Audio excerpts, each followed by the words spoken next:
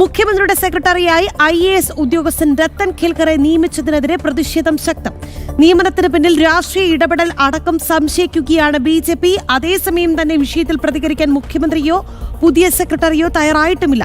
പശ്ചിമബംഗാളിലെ സമാന നിയമനത്തെ രാഷ്ട്രീയ വിവാദമാക്കുന്നവരാണ് കേരളത്തിൽ ഇരട്ടത്താപ്പ് നയം സ്വീകരിക്കുന്നത്. വിവരങ്ങളുമായി ജ്യോതിഷ് ജനാർദ്ദനൻ ചേരുന്നു.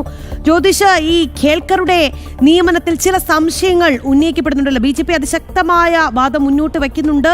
ഈ വിഷയത്തിലടക്കം സ്വീകരിക്കുന്ന ഒരു ഇരട്ടത്താപ്പ് അത് വലിയ പ്രതിഷേധത്തിന് കാരണമാകുന്നുമുണ്ട്. എന്തുകൊണ്ടാണ് ഇത്തരം സംശയങ്ങൾ ഉയരാൻ കാരണം, ജ്യോതിഷ്?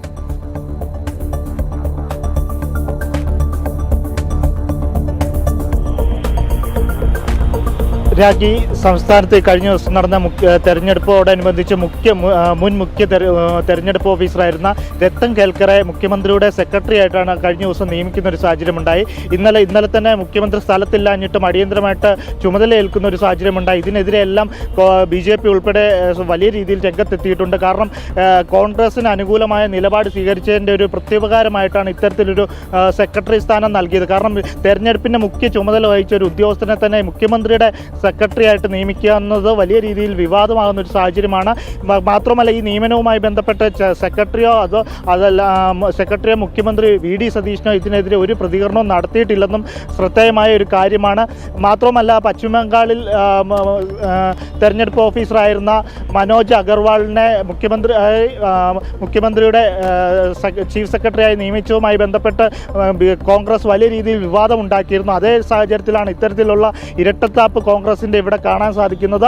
ഇതിനെതിരെ വലിയ രീതിയിൽ പ്രതിപക്ഷ സംഘടനകൾ എല്ലാം രംഗത്തെത്തിയിട്ടുണ്ട്. ഇത് എന്താണ്, കോൺഗ്രസിന് അനുകൂലമായ നിലപാട് സ്വീകരിച്ചതിൻ്റെ ഒരു പ്രത്യുപകാരമാണോ ഇതെന്നുള്ള രീതിയിലാണ് ഈ നിയമനം എന്നാണ് ഇപ്പോൾ സംശയിക്കുന്നത്. ഇത് വലിയ വിവാദങ്ങളിലേക്കാണ് കടന്നുകൊണ്ടിരിക്കുന്നത്. കാരണം വലിയ രീതിയിലുള്ള ഇത്തരത്തിൽ തെരഞ്ഞെടുപ്പ് ചുമതല സഹിക്കുന്ന ഒരാളെ തന്നെ ഫലം വന്ന് മുഖ്യമന്ത്രി അധികാരമേറ്റ ഉടൻ തന്നെ ഇത്തരത്തിലൊരു ചുമതല മുഖ്യമന്ത്രിയുടെ സെക്രട്ടറി എന്ന ചുമതലയിലോട്ട് തന്നെ നിയമിക്കുന്നത് ഇവർ തമ്മിലുള്ള ഒത്തുകളിയുടെ ഒരു ഫലമായിട്ടാണ് ഇപ്പോൾ BJP ഉൾപ്പെടെ വാദിക്കുന്നത്. അതുകൊണ്ട് തന്നെ ഇതിനെതിരെ ഇത് സംശയാസ്പദമാണ്. ഇതിനെതിരെ വിശദമായ ഒരു അന്വേഷണം വേണം.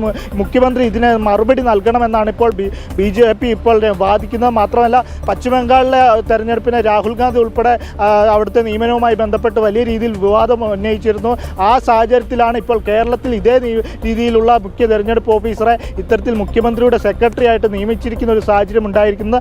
എന്താണേലും ഇത് രാഷ്ട്രീയ കേരളത്തിൽ വലിയൊരു വിവാദങ്ങളിലേക്കാണ് കടന്നുകയറ്റിക്കുന്നത്. അതിനെതിരെ CPIയും CPMും BJP എല്ലാം രംഗത്തെത്തിയിട്ടുണ്ട്. ഇത്തരത്തിലൊരു നടപടിക്കെതിരെ വലിയ രീതിയിലുള്ള പ്രക്ഷോഭം ഉണ്ടാകുമെന്നുള്ള കാര്യത്തിൽ സംശയമില്ല.